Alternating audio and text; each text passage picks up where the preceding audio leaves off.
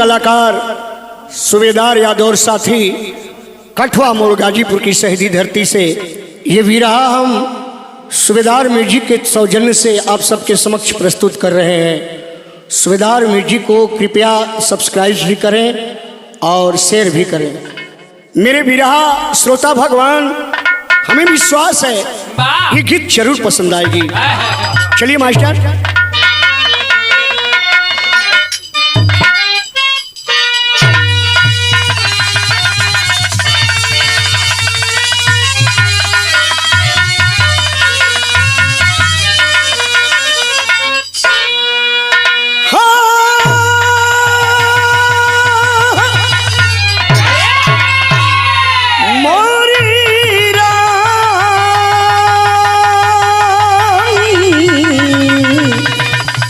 सवरिया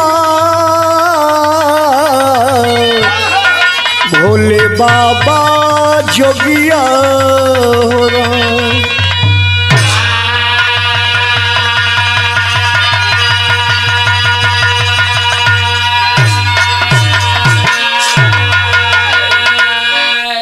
भूमिका के अंदर से मास्टर भाव लिखा गया।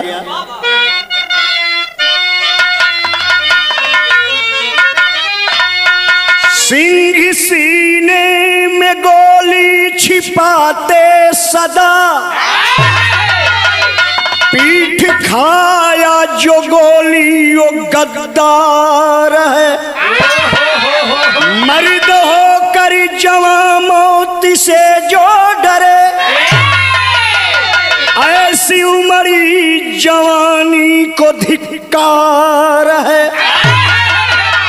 राम घन श्याम के धरती के लाल हो, भुजाओं में लहू है भीम हनुमान का। हंसी के परसी धन गर्दन कटाना भले, पर झुके ना तिरंगा वतन शान का।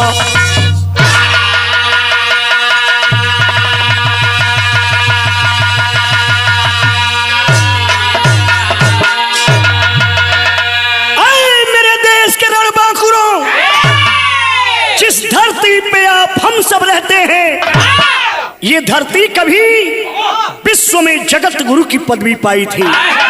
यहाँ की संस्कृति, यहाँ का शिष्टाचार और यहाँ के धर्म ग्रंथों का अनुकरण पूरे विश्व के लोग किया करते थे। एक लाइन अंदाज में पन्ना उस्ताद।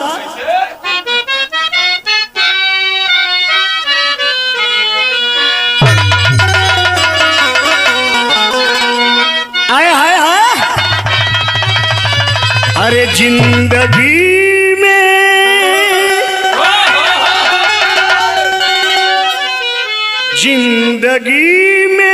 हजारों का मेला जुड़ा, जिंदगी में हजारों का मेला जुड़ा।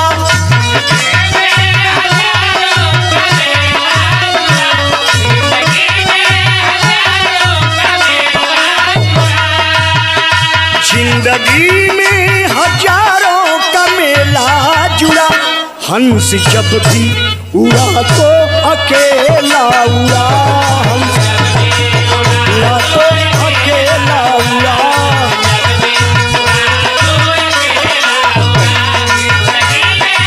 हजारों का मेला जुड़ा, हजारों का मेला जुड़ा, हंस जब भी उड़ा तो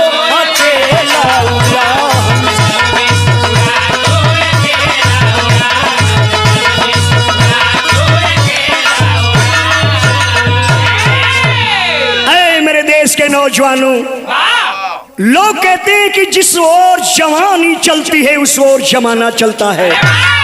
आज वक्त है, किस बात का वक्त है कि मरना है तो मरो इसी, मरना है तो मरो इस कदर से जवान।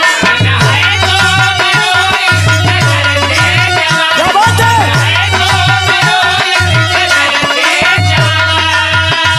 मरना है तो मरो इसी कदर से जवां, नाम गाए तेरा ये धरा आसमां, तेरा ये धरा आसमां।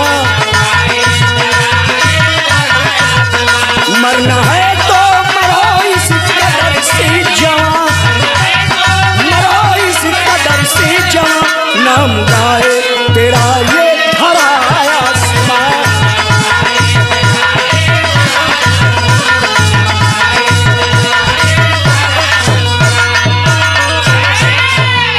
यहीं से मेरे विरह के सुनने वाले श्रोता भगवान, कहानी की शुरुआत होती है कैसे मास्टर?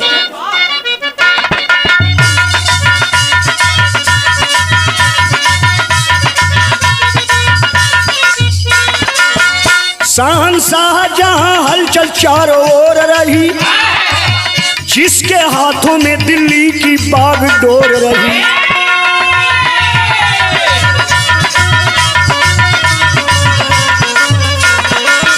रियासत हिंद की जीता सभी तलवारों से, रियासत हिंद की जीता सभी तलवारों से, मात खाता मगर आनंदपुर जुझारों से।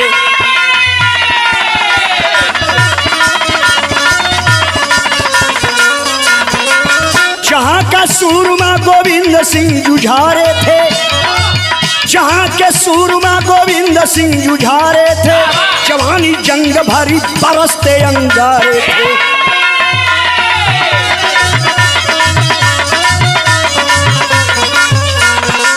खबर आनंदपुर में शाह ने भिजवाया है, खबर आनंदपुर में शाह ने भिजवाया है, रियासत कर दो हवाले हुक्म सुनाया है।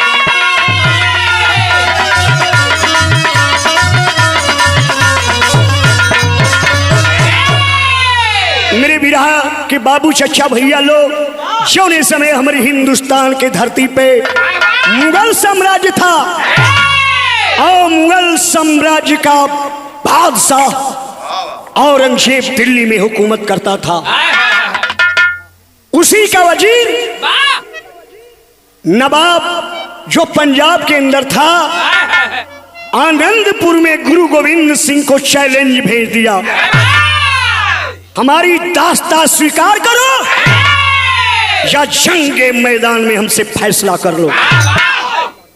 अरे बाप रे बाप, सरदारों के रगों में खून उमड़ने लगा। यहाँ एक लाइन गीत लगे ना मास्टर,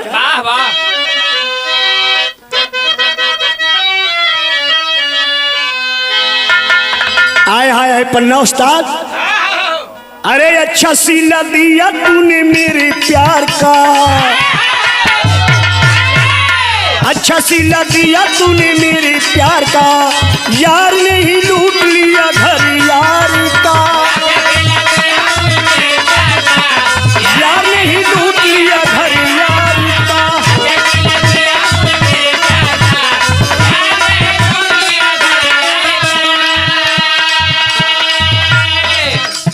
औरंगजेब के वजीर का चैलेंज सुन करके हाथों में तेगा ले चल, हाथों में तेगा ले जुझार चल पड़े, हाथों में तेगा ले जुझार चल पड़े, जंग समर में सरदार चल पड़े।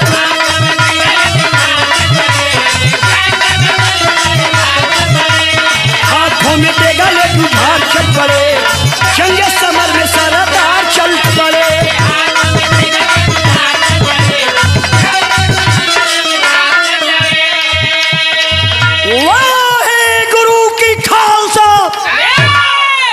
लाशों पे लाश गिरे जंगे मैदान में,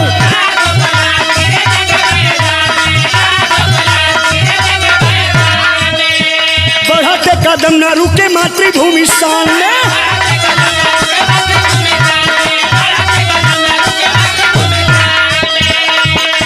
वाहेगुरु का नारा ललकार चल पड़े, वाहेगुरु का नारा ललकार चल पड़े, लड़ते समर में सरदार चल पड़े।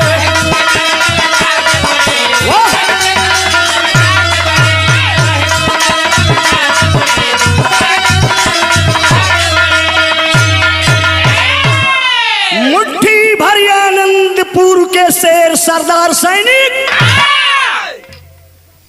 शाह की विशाल सेना का छक्का छुड़ा दी, मगर विशाल सेना का छक्का तो छुड़ा दिए, सैनिक एक एक करके शहीद होते चले गए। उसी तूफान में गुरु गोविंद सिंह का परिवार बिखर जाता है बाबू। गुरु गोविंद सिंह के 2 बेटे जंगे मैदान में मार दिए गए। 2 मासूम बच्चे, 5 वर्ष का फतेह सिंह और 7 वर्ष का जोरावर सिंह को लेकर के मां गुजरी देवी चल देती हैं अपने बच्चों की जान बचाने के लिए। पन्ना उस्ताद बड़ी पुरानी गीत लग गई। कबो कबो पुरान गीत वैसे मजा दिले जैसे पुरान परिवार में मेहरारू, पुरान उखी का रस कबो सिरका बन जाला, लोगन का पेट उठ गड़ेला तो काम करेला। पर्दा लगी मास्टर कैसे?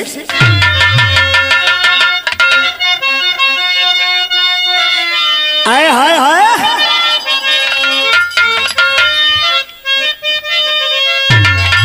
मीरा जी हमनी का पुरनिया लोग गावत रहलन कि अरे लगली बाजारी आया गम पूरा हो हीरा रतन बिका,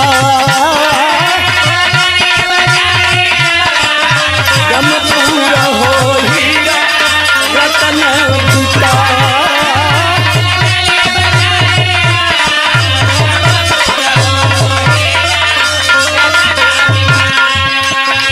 चातुरा सयाना सौदा चुनल न हो मूरख खाहे पछता, चुनल न हो मूरख खाहे पछता।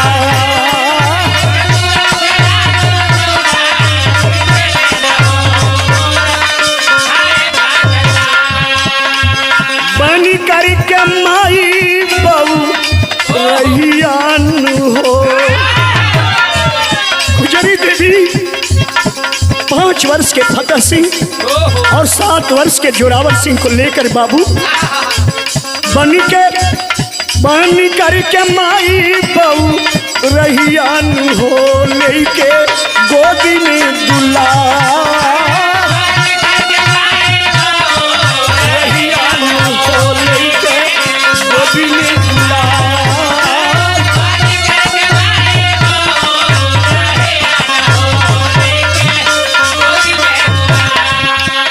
सूझे नहीं रात आंधी अरियान हो, सूझे नहीं रात आंधी अरियान हो लांघत खोहिया पहाड़, अरियान हो लांघत खोहिया पहाड़।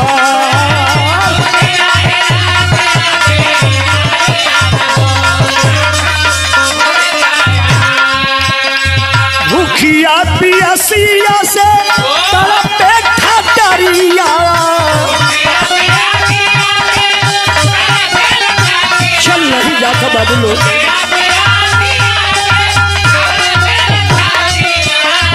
हो तो भोर हरिया पहुँची, हो तो भोर हरिया पहुँची मंझनपुर नगरिया,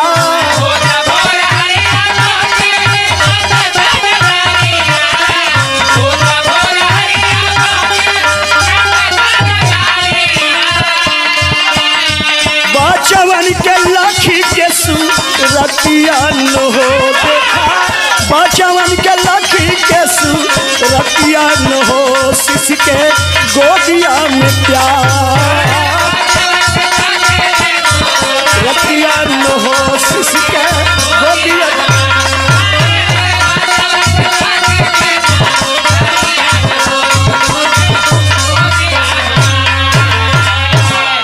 माही गुजरी देवी दोनों बचवन के लेके पहाड़ खो लांघते हुए बाबू भोरहरी के टाइम बच्चे भूख से बिलबिला रहे। माँ अब चलने की सामर्थ्य नहीं है। नहीं फतेह सिंह, तेरे शरीर के रोगों में गुरु गोविंद सिंह का लहू मरता है। बेटा हम पकड़ जाएंगे, चल चल।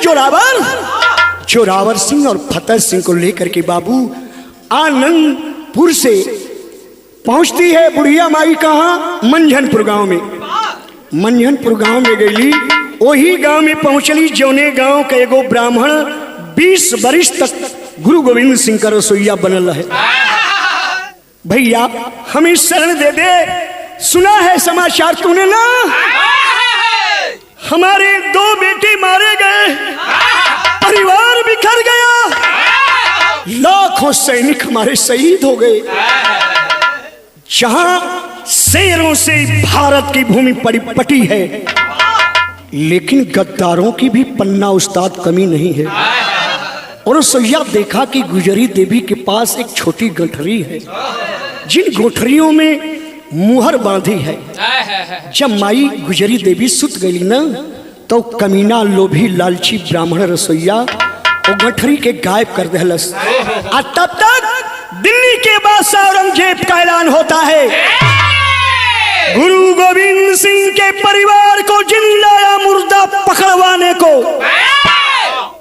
जो भी जिंदा या मुर्दा गुरु गोविंद सिंह के परिवार को पकड़वाएगा उसे मुंह मांगा इनाम दिया जाएगा।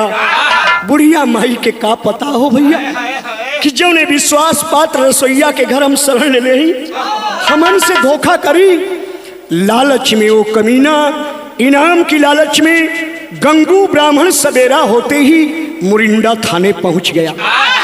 दरोगा साहब, गुरु गोविंद सिंह के 2 छोटे मासूम बच्चे जिनकी उम्र 5 और 7 वर्ष है, अपनी दादी गुजरी देवी के साथ हमारे घरवे में छुपल हुन साहब। फिर क्या था मेरे बाबू, गुजरी देवी और फतेह सिंह और जोरावर सिंह पकड़ लिए गए। दादी गुजरी देवी को और दोनों बच्चों को वजीर खान के जेल में रात भर भूखे प्यासे रखा गया। बुढ़िया माई गुजरी देवी आंसू भर के बोला था, फतेह सिंह, ए जोरावर, तोनी के बुझाता कल दिल्ली के दरबार में तुम सबों को पेश किया जाएगा और लालच दिखा करके इस्लाम कबूल करने के लिए कहा जाएगा। लेकिन बेटा ऐसा मत करना मेरे लाल, ऐसा मत करना मेरे बाप बेटा। बुढ़िया माई गुजरी देवी एक बात कहती, तर्ज बदल गई भैया।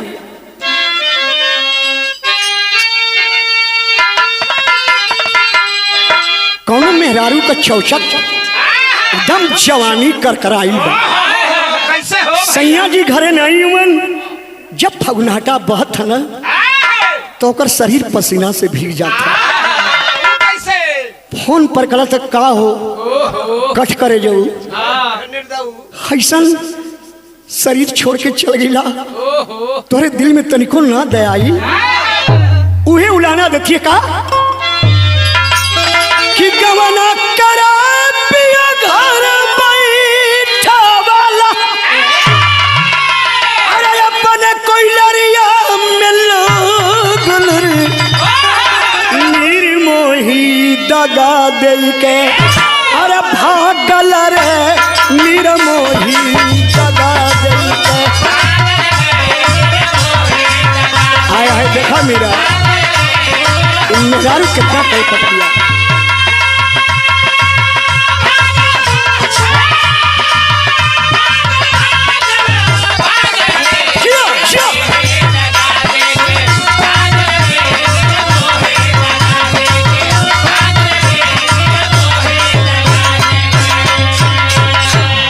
जेवने जलवा का कोठरिया में न पन्ना भैया गुजरी देवी और दोनों मासूम बच्चन के रखल गिल बा, बगैर भूख प्यास से तड़प रहे हैं। लेकिन कैसे?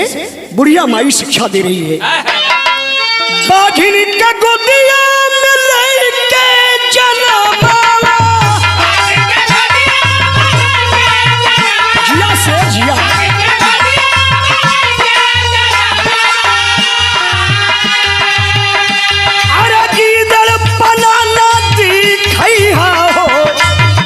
लाल दूधवा कलगिया बचैया हो, लाल दूधवा कलगिया।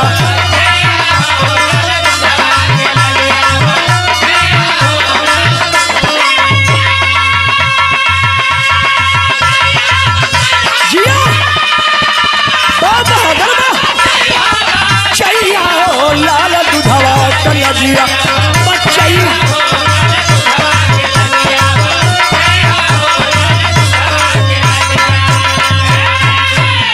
बुढ़िया माई फतेह सिंह से कहते सुनत हुए बेटा, अपनी माई के बात एकदम मन में गांठ बांध लिए। इस्लाम मजहब के लालच दिखाई है,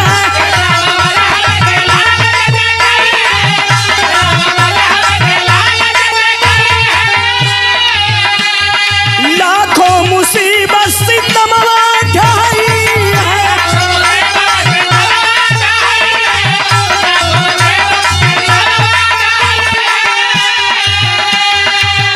अरे तब हूँ न सुआ बहैया हो बेटा, दूधवा कलबिया बचैया हो बेटा।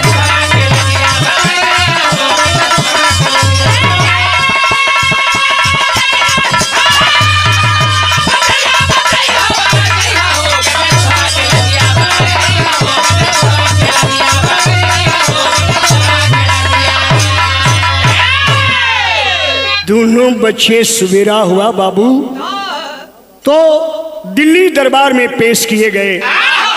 दरबार में पहुंचते ही दोनों बच्चे गरज पड़े, बोले वाहे गुरु की खालसा, वाहे गुरु की फतेह। जब शहंशाह की नजर दोनों बच्चों की सुघराई पर पड़ी तब पत्थर दिल पानी हो गई बाबू। शहंशाह कह रहा है, अरे बच्चे तुम लोग की अभी खेलने खाने की उम्र है, इस्लाम कबूल कर लो, इस्लाम कबूल कर लो और इसके बदले तुझे क्या मिलेगा बेटा। तर्ज बदल गई मास्टर। कौनो भौजाई अपनी नैना से कहते का हो, ढेर फुरगुद्दी खेलत हूँ। अरे गैल रहलू जी जा घर, कई के अइलू सोरा हमारी ननदी, अरे हमारी ननदी। अरे कुंवरे में भइलू लार को हमारी ननदी, हमारी ननदी।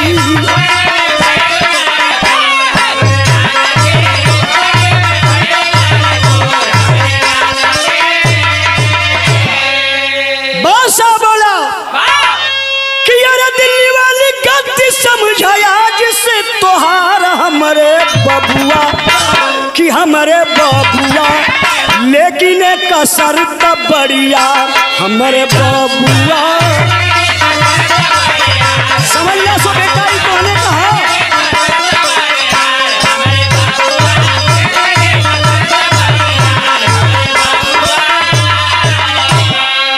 छोड़ हिंदू धर्म इस्लाम अपनाएला, तेगवा से पीरन दोनों गर्दन बचाएला।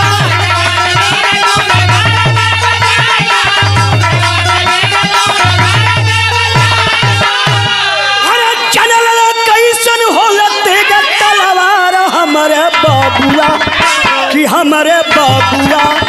अरे खेला कूदा दिल्ली दरबार हमारे बबुआ, हमारे बबुआ।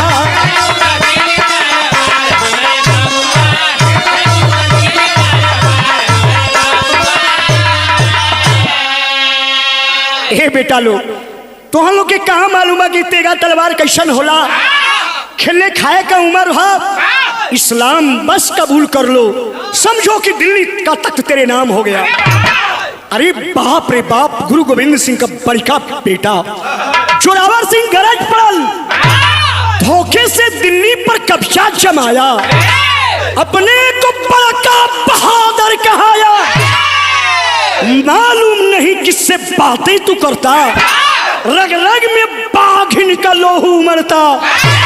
हंस कर धर्म पर है गर्दन कटाना, शेरे दिल गोविंद सिंह का तराना। कटती जुबां क्यों ना तेरी ऐ बुझदिल, धर्म छोड़ने की अब बात ना बढ़ाना। अरे पगला, इस्लाम कबूल कर करते हुए इस हिंदुस्तान का लड़का जब बच्चा पैदा होता है तो जनाजे में मौत का पालना होता है। हम लोग यहाँ के बच्चे फांसी के फंदे को सावन का झूला समझकर झूलिया करते हैं। धर्म पर गर्दन कटाने की बात करता है।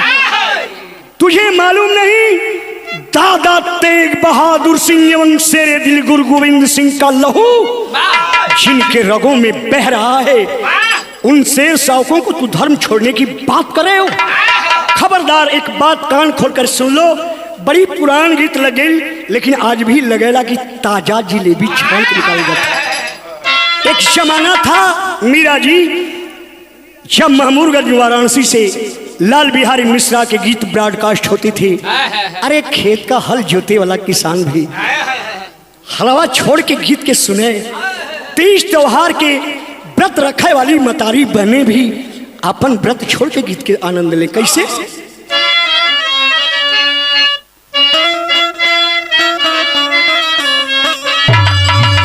वे गीत में भैया कि अरे माता हो ललनवा देदा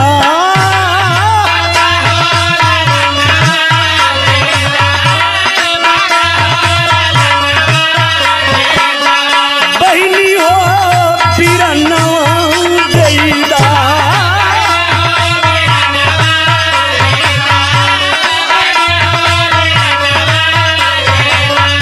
देशवा के कारण अपने तनवा के गहनवा देदा।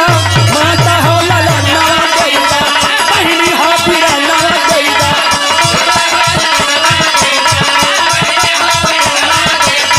देशवा के कारण अपने तनवा के गहनवा देदा।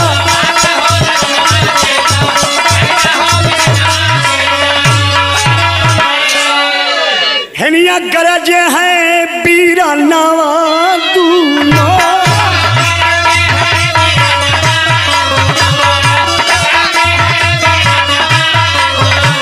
सिंह के छवनवा दूनो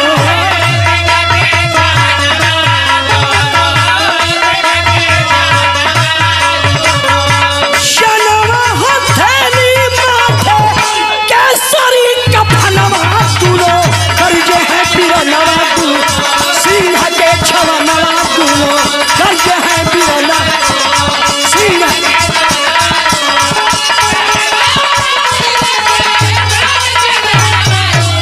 क्या बात है?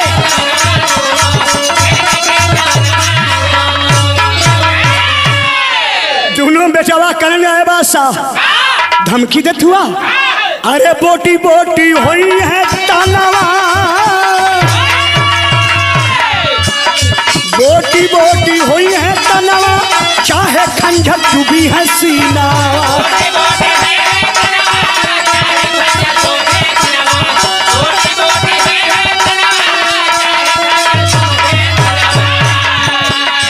जानवा से बढ़ के बाटे धर्म योगी बनवा दूनो गरजे है बीरानवा दूनो सिंह के छवनवा दूनो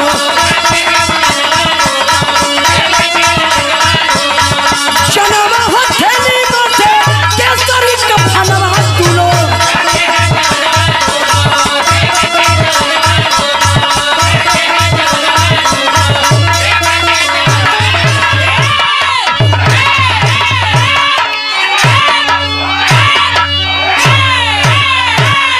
वाह बहादुर वाह!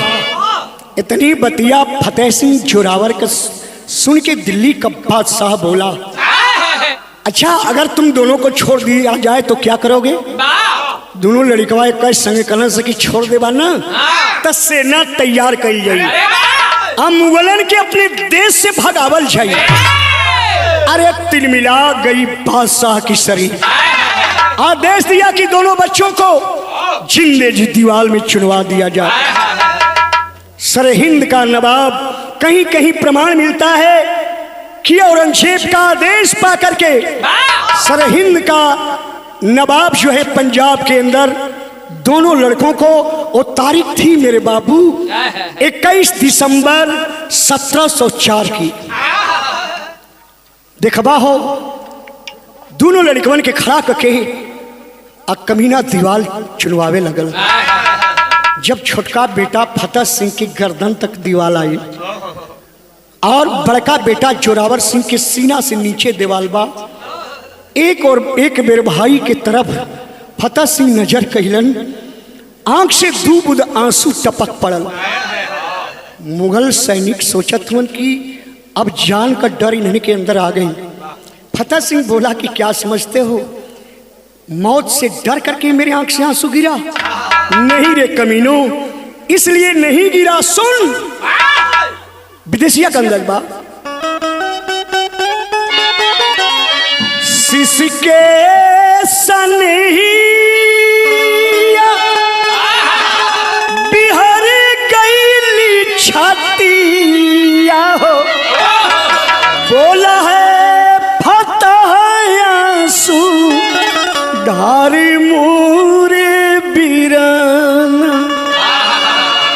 भाई वाला प्यारे आज होती बस अपनावा हो, आखिरी भेटिया दीदार मोरे बीरन। माई बाप धरती पर अरे मिले हर जन्मावा में, भाई का मिला न दूसू उवार मोरे बीरन। आखिरी लेनिया में तेहदे हो गई भार। फतेह सिंह आंख में आंसू भर के कही बात कहलस कि माफ करिया भैया हमार, अरे सगरो का सुरावा हो, अरे भैनी दीवारा सिर के पर मोर बीराना।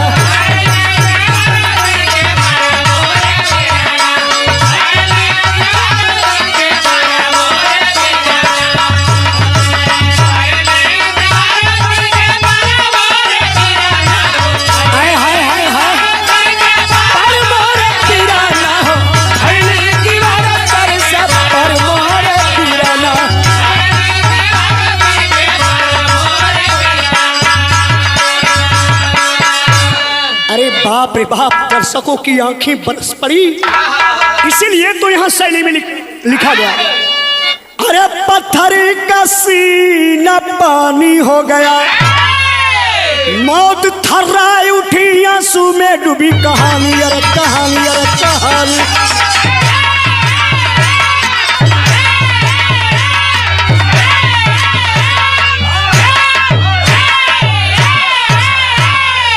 बहादुर वाह पन्ना भैया वाह।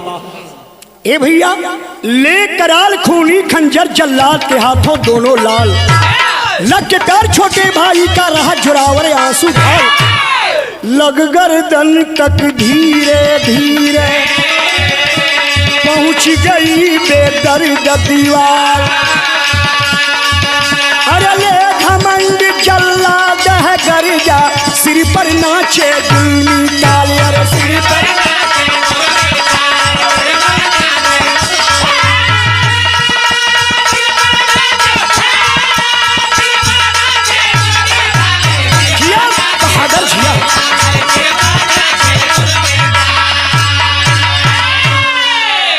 भाई दीवार में छोटा फतेह सिंह चुन देहल गई। आई देख के न जोरावर के अखिया से दो बूंद आंसू टपक पड़ल भैया। जल्लाद बोला कि आए नादान छोकरे, अब से भी जिद छोड़ दे, इस्लाम कबूल कर ले, तेरी जिंदगी सलामत बादशाह छोड़ देंगे। कलश के रे पगला, हम भैया का मौत देख के नहीं रोली, रोली तो यही बात पर। कभी जी यहाँ लिखत हूँ पापट में,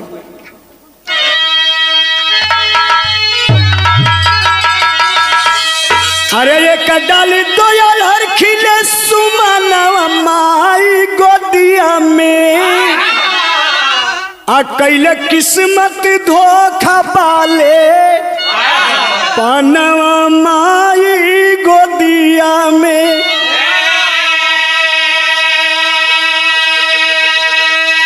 जल्लाद मेरे आंखों में आंसू देख करके सोचा कि डर गया, रोवत ऐसे रहली कि लेके जन्म पीछे शहीद मोर पहले भयल बीरा नवा हो, यही कारण से बन के सावन बरसे नीर नया नवा हो। हमार भैया हमरे पैदाइश के बाद पैदा भइल हल, लेकिन आज हमारी आंख के सामने अपने बड़े भाई से पहले शहीद हो गया। मैं अपनी किस्मत की अभागता पर रो रहा हूँ कि पहले जन्म लेकर मैं बाद में शहीद होऊंगा और पीछे जन्म लेकर मेरा छोटा भाई हमारे आंखों के सामने पहले शहीद हो गया। ककूकत रही गे दिलवा के सपनावा माई गोदिया में, अब फाटल धरती डोल गयल असमानवा माई गोदिया में।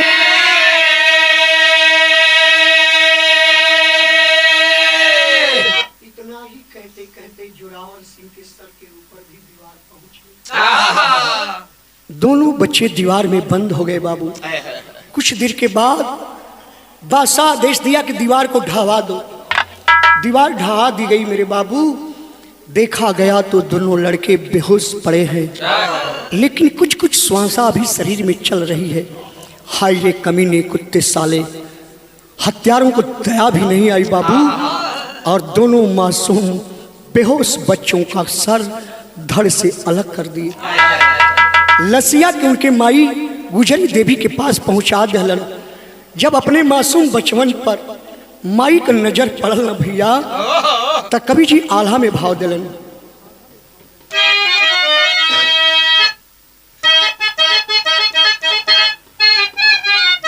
आय हाय हाय हाय हाय, अरे गम के सगरावा हो धरतिया डूब गईली पंचो।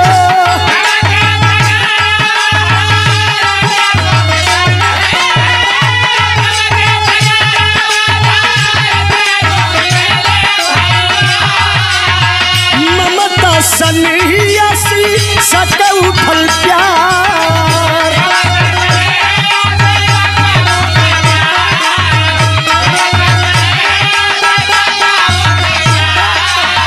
गोदिया उठा के दोनों हीरोवन कलसिया बाबू।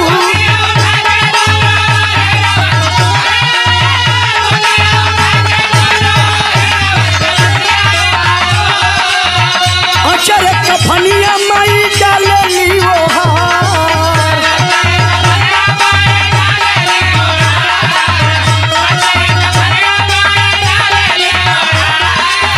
जगमग जोल गया दिल्ली तारा पारा भैया।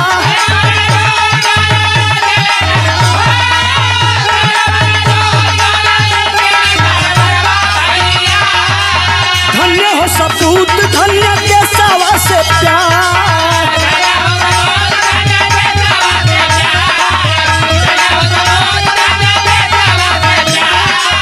कबहू न चेर रण में पिठिया दिखावे पार।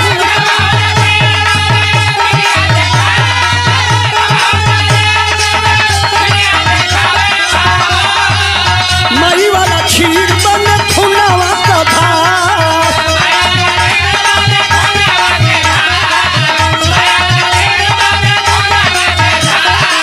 मरकर भी जिंदा है फतेह है और जोरावर बाबू।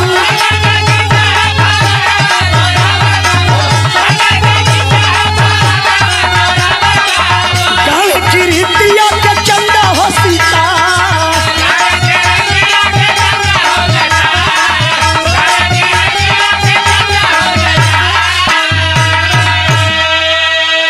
बारे माँ का कलेजा अपने बच्चों की शहादत पर शाबाशी देती है। वाह, अगर किसी मतारी को मालिक औलाद दे तो हमारे फतेह सिंह और जोरावर जैसा दिल वाला दे।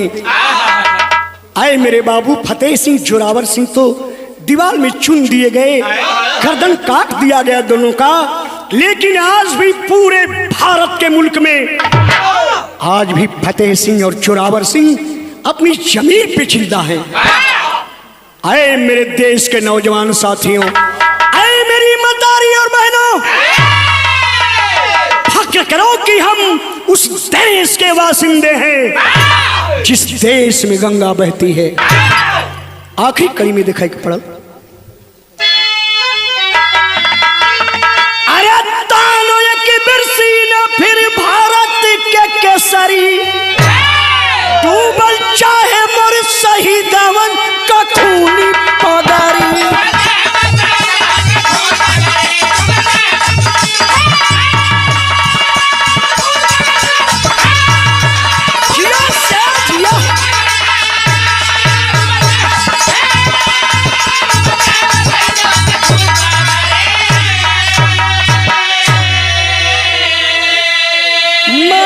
कर लो हा एक दिन सारा संसार हो,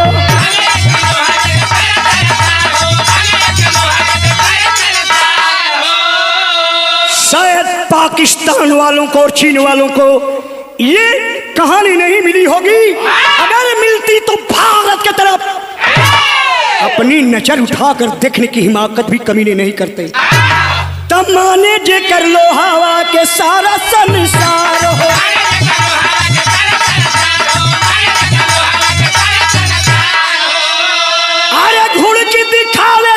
चपुनी पिला रहो।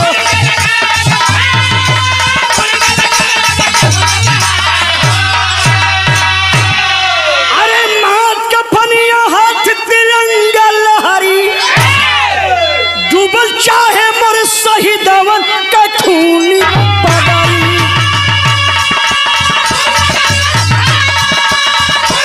जिया बघेला जिया,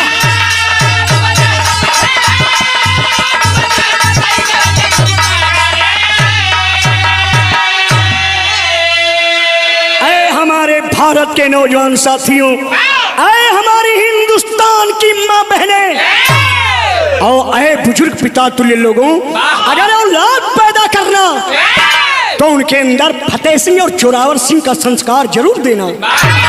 बजा दो डंका विजय का पत्तू, छह बरनील गगन में, उठा लो अपने हाथी माला, अरे भर दो जोश चमन में। पत्थर का सीना पानी हो गया, सूबेदार परसी धन पानी बिन सून जवानी। पत्थर का सीना पानी